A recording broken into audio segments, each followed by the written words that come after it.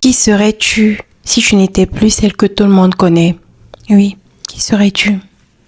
Si tu n'avais plus à porter ce masque de conformisme que la société t'a imposé, qui serais-tu? Si tu n'avais plus à te donner pour les autres, si tu n'avais plus à prendre soin des autres au détriment de ta santé mentale, au détriment de toi tout simplement, qui serais-tu? C'est un exercice puissant que je fais avec la plupart de mes clientes et que j'ai reproduit moi-même personnellement, régulièrement. Il permet d'apprendre à se connaître. Et aujourd'hui, je te propose cet exercice. Parce que la plupart des gens ont l'habitude de dire comment apprendre à me connaître, comment je fais, par où je commence. Aujourd'hui, je te propose un exercice puissant qui va te permettre d'avoir plus de clarté. Et pour faire cet exercice, je te donne des étapes tout de suite. Mais avant de commencer, laisse-moi me présenter. Je suis Ika, coach en transformation et puissance intérieure. Et j'accompagne les femmes à haut potentiel qui sont perdues, bloquées, qui s'auto-sabotent ou qui ont envie de se lancer dans des projets qui ont du potentiel mais qui par des mécanismes dont elles n'ont pas souvent conscience, ne passent jamais à l'action. Déjà, j'ai décidé de faire ce podcast parce que j'aime parler, j'aime m'exprimer, j'aime conseiller. Et je veux créer une communauté de femmes authentiques, empathiques, une communauté où on grandit ensemble. Et pour cela, j'ai l'obligation de me montrer telle que je suis. Et ces moments d'échange, de conversation seront pour nous l'occasion de se découvrir en profondeur, au-delà des vidéos, des thèmes que j'aborde sur ma chaîne, mais qui sont beaucoup plus travaillés, avec beaucoup plus de montage. Ce podcast solo est vraiment l'occasion pour moi d'aborder des sujets importants qui me tiennent à cœur et qui, je le sais, répondent à des problématiques que tu traverses, que vous traversez et que je traverse également. Alors, pour faire cet exercice, il faudra prendre juste 15 minutes, te poser dans un endroit où personne ne pourra te déranger et tu peux t'asseoir, te coucher ou te mettre dans la position qui te convient. Quand tu le fais, tu te poses une et unique question. Qui serais-je si je n'étais pas celle que tout le monde connaît? Qui serais-je si je n'étais pas celui que tout le monde connaît? Qui serais-je si je n'avais plus besoin de porter ce masque de conformisme que la société nous impose sans demander notre avis? Qui serais-je? Pose-toi cette question.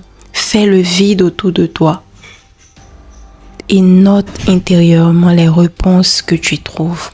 Pour t'aider à faire cet exercice, moi je l'ai fait. La première chose qui m'est apparue, c'est que je serai toujours une personne extrêmement empathique. Et ça, peu importe ce que la société attend de moi, je sais que je serai toujours une personne extrêmement empathique. Et en deuxième position, je sais que je serai toujours une personne extrêmement généreuse. Et je trouve même que ces deux qualités vont de pair. Parce que lorsqu'on est extrêmement empathique, on a cette capacité de donner aux autres. Et en troisième position, la proactivité dans le sens de la responsabilité. Et pourquoi ce sont ces trois choses qui me sont apparues? Parce que je pense que ces trois qualités font intimement partie de moi. Et cela, même en me détachant de tous ces prérequis que la société nous impose. Si j'étais seule, je pense que je continuerais de tenir compte des autres, de ce qu'ils vivent, de leurs ressentis, de tenir compte de la différence des autres, d'être sensible à ce que les autres ressentent. J'ai l'habitude de dire une chose, c'est apprendre à comprendre même quand on ne comprend pas. C'est quelque chose de bizarre à dire si on ne l'explique pas correctement. Mais apprendre à comprendre même quand on ne comprend pas, c'est cette capacité vraiment à sortir de ce que nous, on croit en tant que personne, de notre avis personnel sur une situation et de comprendre au-delà de notre limitation en fait, de notre compréhension personnelle.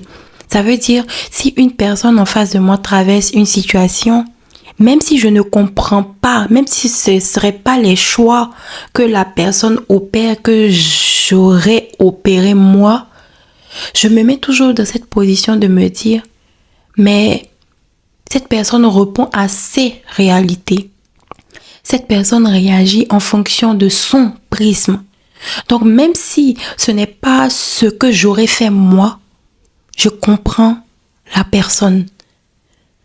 Et ça, je pense vraiment que c'est vraiment tenir compte de l'unicité de tout un chacun. Le fait de savoir que on est des êtres humains foncièrement différents. C'est l'acceptation de cette différence qui fait la beauté du monde.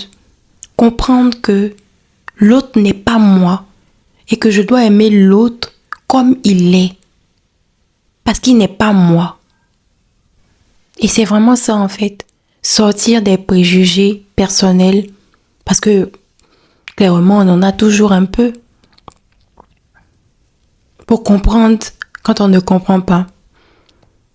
La générosité parce que j'ai toujours eu cette fascination pour l'être humain. Comprendre ce qui se passe dans l'esprit. Pour pouvoir répondre bien évidemment à ces besoins-là. Et je me dis aussi que c'est vraiment ça la beauté de la vie.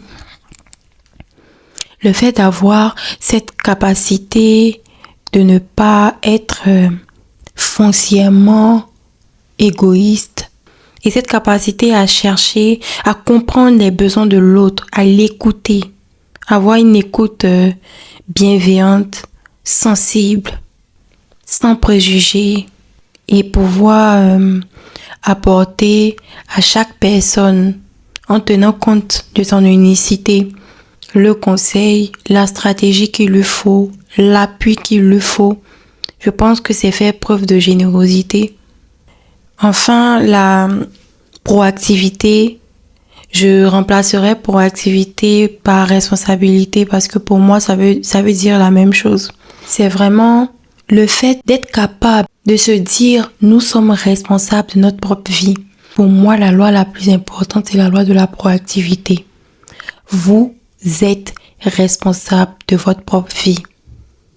Cette loi nous ramène à l'essence même de la vie. Parce qu'on a tendance souvent à rencontrer des difficultés, des faits de la vie qui font qu'on a cette capacité à rejeter la faute sur les autres. À se dire, si ma vie est à ce niveau, c'est à cause de telle personne qui a détruit ma vie. Si ma vie est à ce niveau, c'est parce que je n'ai pas eu les parents qu'il fallait. Ou si ma vie est à ce niveau, c'est parce que j'ai été entourée de mauvaises personnes. Alors, je n'essaie pas de déresponsabiliser les personnes qui ont eu un impact considérable dans notre vie. Parce qu'il y a des personnes, bien évidemment, qui nous ont fait du bien. Il y en a qui nous ont fait du mal. Mais cette loi nous ramène à nous. Cette loi nous dit, peu importe ce qu'on est, peu importe ce qu'on traverse, en fin de journée, c'est à nous qu'incombe la responsabilité de reprendre le dessus ou pas.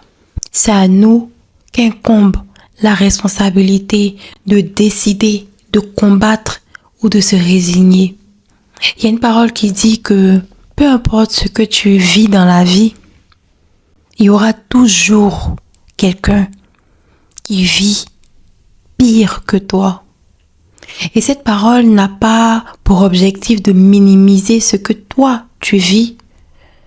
Mais cette parole, je la prends comme une parole de motivation pour nous apprendre à relativiser. Parce que peu importe ce qu'on vit, il y a peut-être pire ailleurs. Et je me dis, avec bien évidemment mon histoire, malgré tout ce que j'ai eu à vivre dans ma vie, j'ai toujours eu cette capacité de me battre, de trouver d'autres stratégies. Et quand une stratégie ne marchait pas, je prenais le temps, le recul nécessaire et je revenais pour encore essayer une autre stratégie. Parce que je sais que je suis responsable de ma vie. Peu importe ce que les autres m'ont fait, je le considère aujourd'hui comme une expérience. Parce que tout dépend de l'œil avec lequel on regarde les choses qui nous arrivent.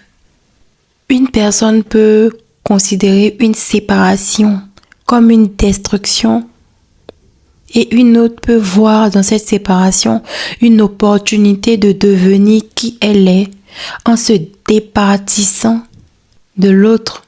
Et c'est ça la beauté de la chose en fait. Dans toute expérience, il y a un processus. Il y a ce processus-là de déni, de colère, ensuite de compréhension, d'acceptation, après de transformation. Le point focal de toutes ces étapes-là, c'est vraiment la volonté de s'en sortir.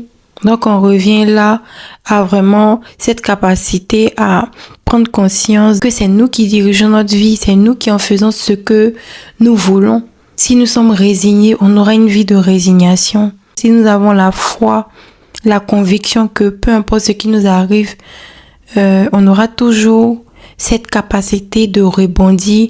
Les opportunités vont venir à nous d'une façon ou d'une autre. Je le crois. Je le crois. Et donc, au final, la première fois que j'ai fait cet exercice, ce sont ces 3 choses qui me sont apparues. Si je n'étais pas celle que tout le monde connaît, je sais que je serais compatissante, empathique, généreuse et responsable. Quand tu sais qui tu es, tu peux facilement définir une vision qui te ressemble et non une vision qui ressemble à ce que les autres veulent de toi. Donc, apprendre à se connaître, c'est vraiment la base. Et j'ai remarqué la plupart du temps que quand on aborde ce sujet, la plupart des gens ne savent pas par où commencer. Et moi, je dirais qu'on n'apprend pas à se connaître dans le bruit du monde. On apprend à se connaître dans le silence. Parce que dans le bruit du monde, on a toujours tendance à poser les questions aux gens, à demander aux gens ce qu'on est. Et eux, ils nous disent ce qu'ils pensent qu'on est en fonction de leur prisme, en fonction de ce à quoi on répond dans leur vie. Mais ce n'est pas forcément ce qu'on est. Tu dois être capable de t'analyser en fonction de ton regard, de ton prisme.